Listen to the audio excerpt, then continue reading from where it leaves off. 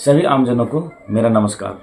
मुझे लगा कि ये टॉपिक काफ़ी महत्वपूर्ण है और मैं जिस टॉपिक में आज बात करने जा रहा हूँ, ऐसा नहीं है कि आप लोग इसके बारे में कभी सुने नहीं होंगे, लेकिन ये मेरे आंखों के सामने आप बोल सकते हैं कि लगातार मैंने 3 लोगों को देख लिया कि इस तरह का काम हो गया है।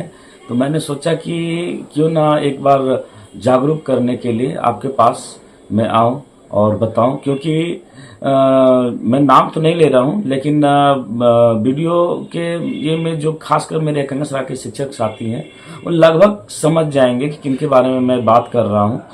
और मुझे लग रहा है कि जब ऐसे लोगों के साथ इस तरह का काम हो सकता है तो क्यों ना सभी आमजनों को भी, और हमारे एकांश राय के शिक्षक साथी नहीं बल्कि पूरे बिहार के शिक्षक साथी को मैं जागरूक करने का काम करूं।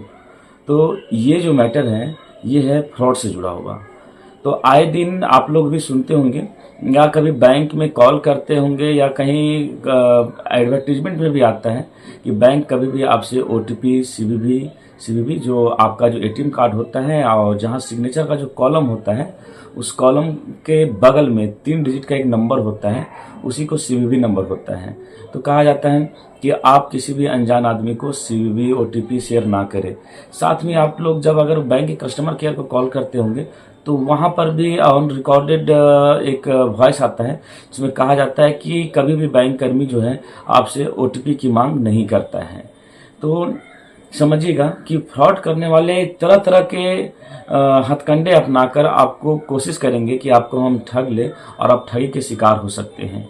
तो हाल फिलहाल में, ज़्यादा पुराना नहीं हुआ है, हाल फिलहाल में ही हमारे 2 शिक्षक साथी को करीब एक शिक्षक साथी से करीब 78,000 के आसपास और एक शिक्षक साथी से 65,000 के आसपास ठगी किया गया है। और काफ़ी तेज तर्रार टीचर हैं, उन लोग खुद भी दूसरे को जागरूक करने का प्रयास करते हैं कि अनजान आदमी को ओटीपी ना दे, या इस तरह का कॉल आता है और वो कॉल में फ्रॉड किया जाता है तो उससे आप बचें। अब बात है कि किस तरह से ठगा गया, समझिएगा। बहुत इंपॉर्टेंट चीज़ है कि वे लोग जो भी फ्रॉड करने वाले होते हैं उन लोग का आत्मा तो ऐसे भी मरा हुआ रहता है।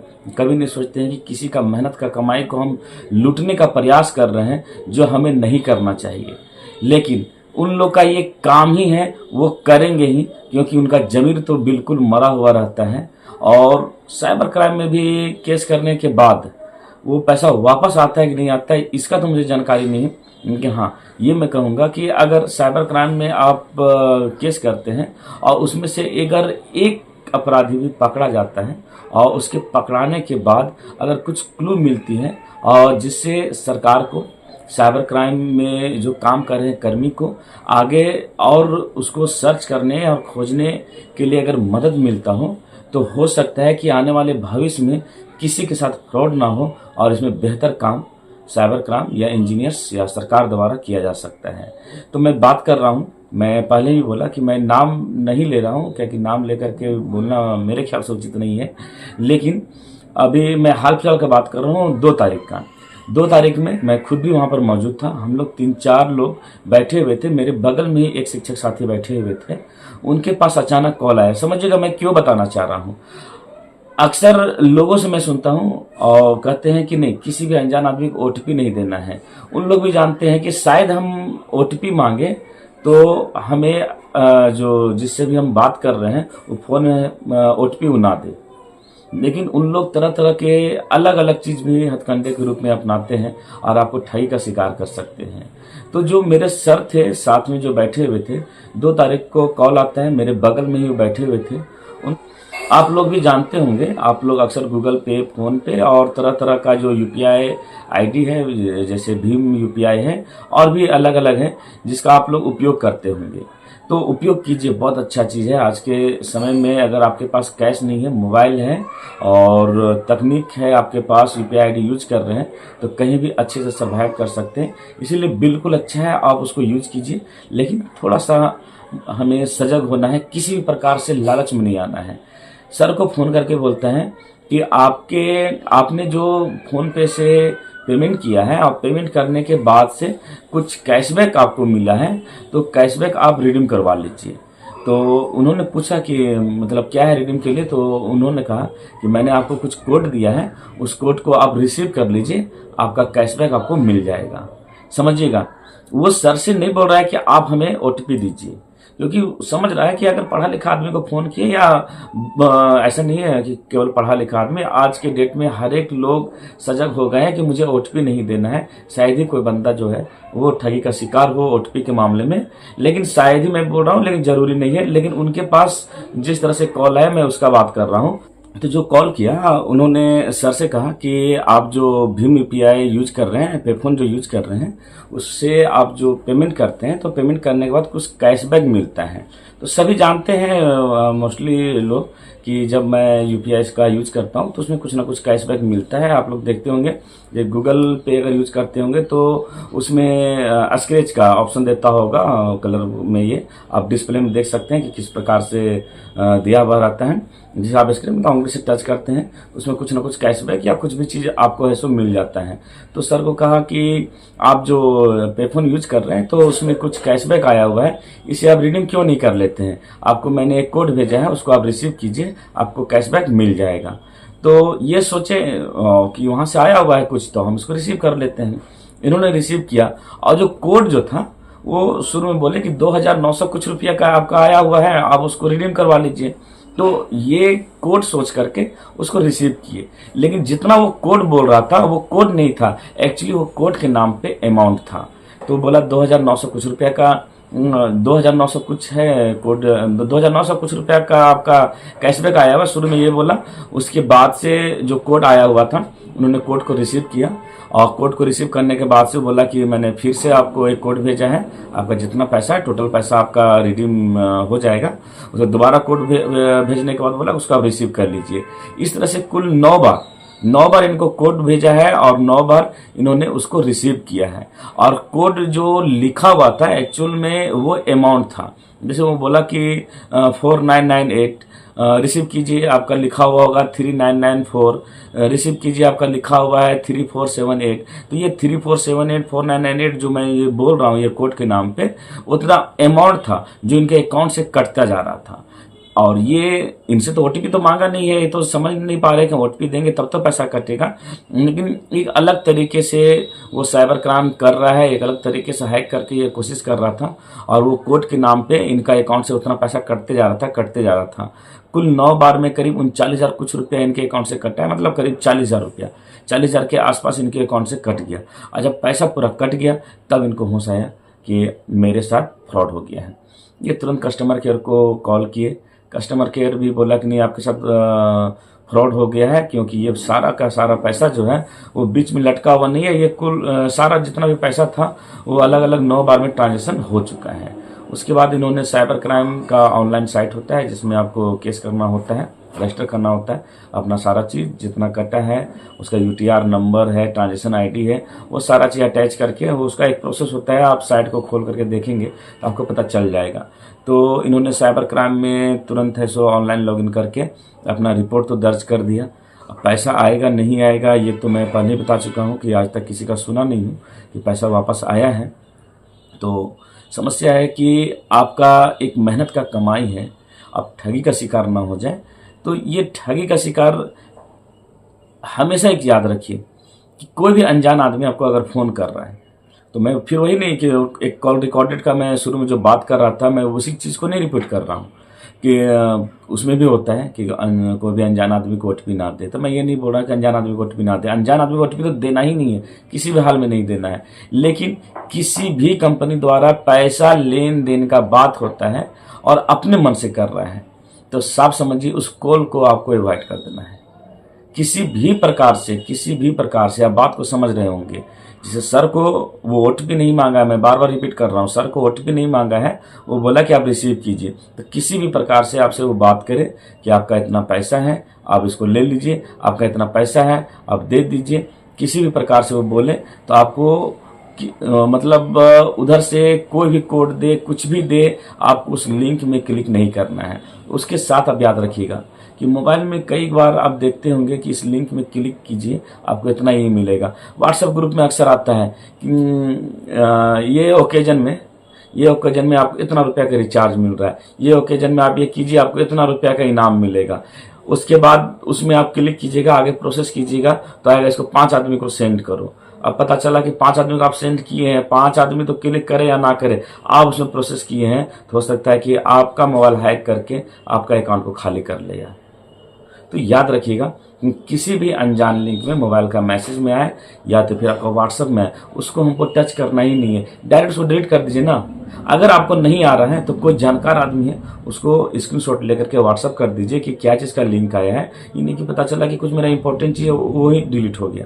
तो कुछ जो भी जानकार आदमी है उसको आप व्हाट्सएप कीजिए, आपके कलीग होंगे, रिश्तेदार होंगे, जिनको जानकारी होगा उनको व्हाट्सएप कीजिए। और फिर भी आपको लगता है कि किसी प्रकार से ये बिल्कुल ही फ्रॉड हो सकता है, मेरे काम का चीज़ नहीं है, तो उसको आप सीधा मोबाइल से डिलीट कर दें। मैं ऐसा क्यों बोल रहा हूँ? अगर आप मोबाइल को यूज नहीं कर रहे हैं, हो सकता है कि आप मुझे मोबाइल दिए, मुझे मतलब आप किसी को मोबाइल दिए, अपने घर के बच्चे को मोबाइल दिए, वो बच्चा नहीं जान रहा है और उसमें गलती से वो टच कर दिया, और टच करने के बाद हो सकता है कि आप परेशानी में पड़ जाएं। तो अगर आपको लगता है कि मेरे यूज का चीज़ नहीं है तो उसको सीधा आप डिलीट कर दीजिए, इससे बेहतर उपाय बचने का नहीं हो सकता है। उसके अलावा मैंने बोला कि एक सर का 78,000 रुपया, एक सर का 65,000 रुपया, जिनका 65,000 रुपया चोरी हुआ है उनको फ़ोन करके बोला, क्रेडिट कार्ड अक्सर लोग यूज़ करते हैं, यूज़ करना चाहिए, बहुत अच्छा चीज़ है, मैं भी खुद क्रेडिट कार्ड भी यूज़ करता हूँ। तो उनको फ़ोन करके बोला कि जो क्रेडिट कार्ड का जो लिमिट है कि आपको 45 दिन में जो रिटर्न करना है, आप केवाईसी कर लीजिए, आपका जो रिटर्निंग है वो आपका 90 दिन हो जाएगा। सर सोचिए कि ठीक है भाई, क्रेडिट कार्ड से फ़ोन आया है और 90 दिन में अगर हमको रिटर्न करना है तो मेरे लिए तो और अच्छा है कि 90 दिन में आप रिटर्न करेंगे। 45 दिन की जगह में 45 दिन बढ़ जा रहा है, तो एक प्रकार से वो लोन अमाउंट ही होता है। अगर आप सही समय पर करते हैं तो आपको बिना इंटरेस्ट, मतलब 0 इंटरेस्ट में टोटल पैसा आप रिटर्न कर देते हैं, तो आपका सिविल स्कोर भी अच्छा रहेगा और आपको पैसा भी नहीं लग रहा है, आपने जितना स्पेंड किया उतना आप रिटर्न कर रहे हैं।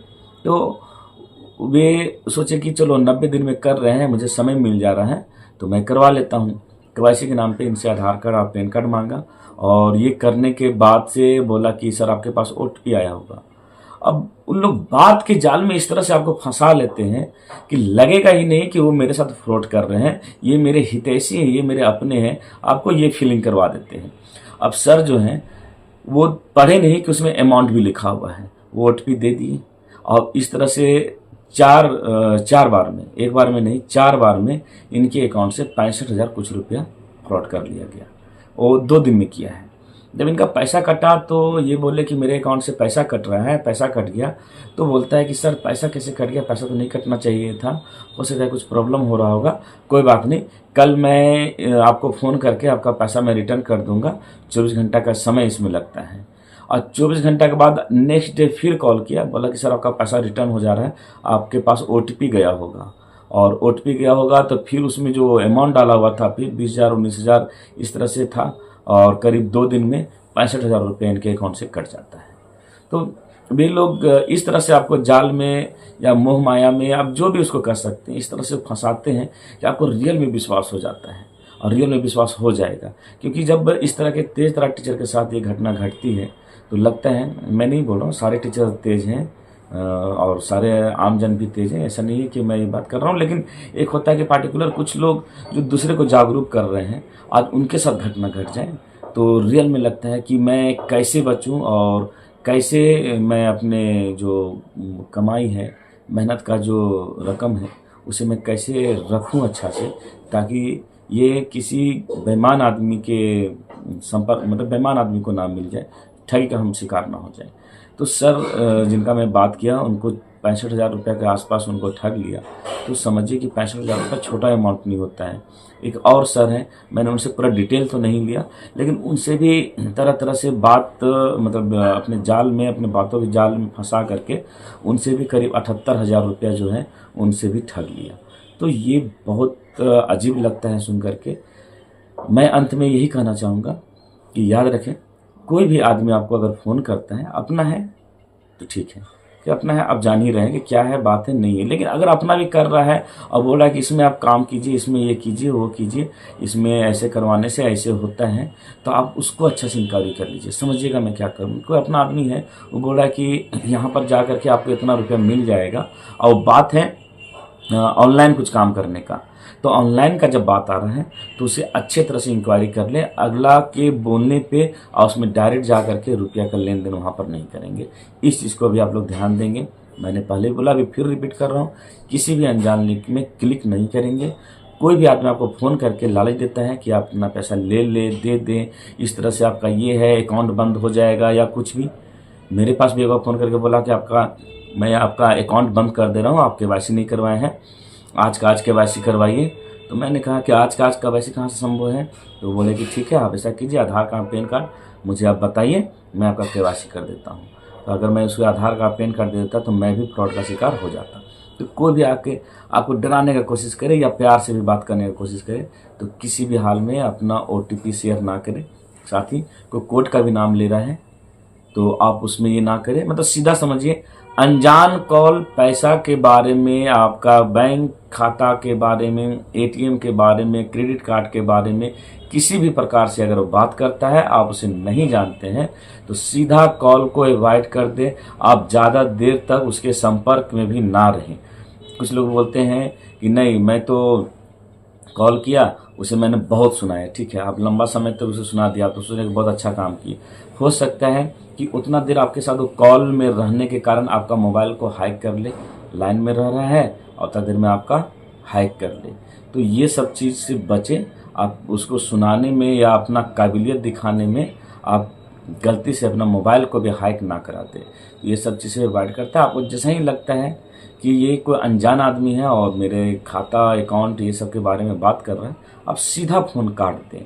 और फ़ोन काटने के बाद आपको कुछ लगता है कि मैंने कुछ उससे बात कर लिया है, तो मोबाइल को कम से कम 10 मिनट 15 मिनट तक आप बंद कर दें। इससे आप बच सकते हैं, अन्यथा आप भी ठगी का शिकार हो सकते हैं।